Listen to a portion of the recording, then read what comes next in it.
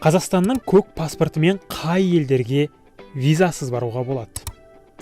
Қазақстан төлқұжатының күші әлемдік паспорт индексінде 55-ші орында.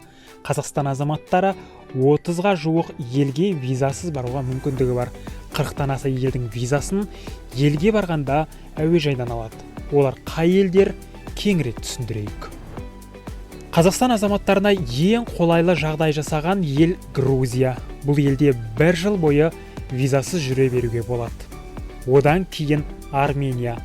Арарат тауының етегіндегі елге визасыз кіре аласыз және 180 күн бойы жүре бересіз.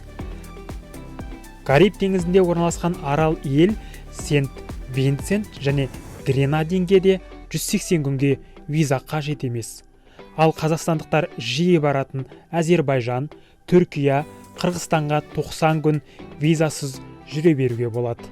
Беларусь, Ресей, Монғолия елдеріне де 90 күнге барсаңыз алдын ала виза алудың қажеті жоқ. 3 айға паспортпен емін-еркін кіре аласыз.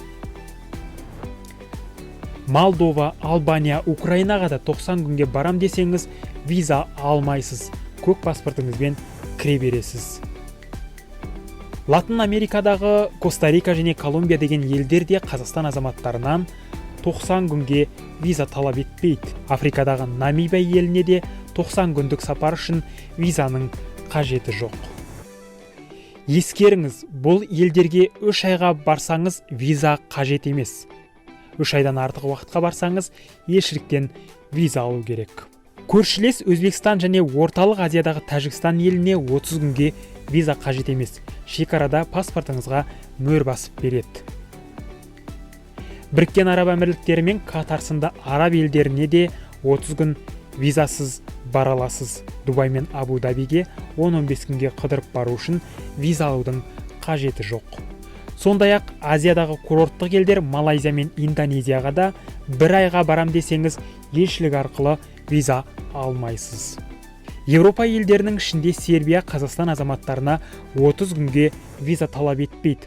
Черногория еліне сәуірден қазанның соңына дейін барам десеңіз виза қажет емес. Ал қарашадан наурыздың соңына дейін барсаңыз елшіліктен виза алу керек. Антигуа және Барбуда, Бразилия елдеріне 1 айға барам десеңіз виза талап етпейді. Аргентина мен Эквадор еліне де 1 айлық сапар үшін визаның қажеті жоқ. Оңтүстік Корея мен Филиппинге де Қазақстан азаматтары 30 күнге визасыз кіре алатын. Бірақ қазір коронавирусқа байланысты бұл екі ел 30 күндік визасыз режимді тоқтатып қойды. Қашан ашылатыны белгісіз. Кариб теңізінде орналасқан Барбадос деген ел Қазақстан азаматтарынан 28 күнге виза талап етпейді.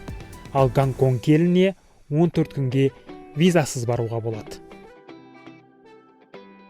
Шри-Ланкаға демалысқа барар болсаңыз туристік ваучермен 30 күнге электронды виза ала аласыз. Мальдив аралдарына демалысқа барар болсаңыз туристік ваучер қайтар билет көрсетіп елге 30 күнге кіре бересіз. Туниске де турист ретінде демалуға барсаңыз 21 күнге виза керек емес. Әуежайда туристік ваучер көрсетсеңіз штамп басып береді. Египетке Шарм-эль-Шейх қаласына барам десеңіз 15 күнге виза керек емес. Ал Каирдегі пирамиданы көрем десеңіз әуежайда $25 виза жасатып аласыз. Сауд Арабиясына туристік мақсатта барам десеңіз бұрынғыдай елшілікке барудың қажеті жоқ. Бұл ел Қазақстан азаматтарына электронды виза береді. Электронды виза алу үшін паспортыңыз ғана жеткілікті. Иорданияның визасында елге барған соң әуежайдан алуға болады. Сізге керегі паспорт, 3-4 фото, қайтар билетіңіз және 20 Иордан динары. Бұл ел визаны 6 айға береді. Бахрейн 14 күнге визаны әуежайдан береді. Паспортпен 29 динар керек. Палау, Самоа, Тувалу еліне туристік мақсатпен барсаңыз 1 айлық визаны әуежайдан аласыз. Таиланд еліне демалысқа барсаңыз визаны әуежайдан береді. Паспортпен виза төлемі керек. Ал Доминикан Республикасына демалысқа барам десеңіз визаны сол елдің әуежайынан аласыз. Виза құны $10-15. Әуежайдағы виза белгілі бір елге барғанда ұшақтан түскен соң алатын виза түрі. Бұл виза елшіліктен алудан әлде қайда жеңіл. Әуежайда виза беретін елдер қандай құжаттар талап ететінін, төлемін алдын ала біліп алыңыз. Визаға қатысты сұрақтың барлығын сыртқы істер министрлігінен хабарласып білуге болады.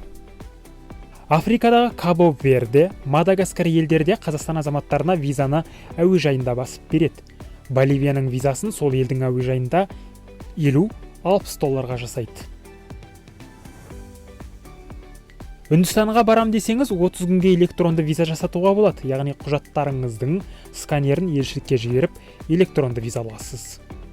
Пандемия басылып, туристік маусым қызғанда Қытайдың Хайнан аралына демалуға барам десеңіз, виза керек жоқ.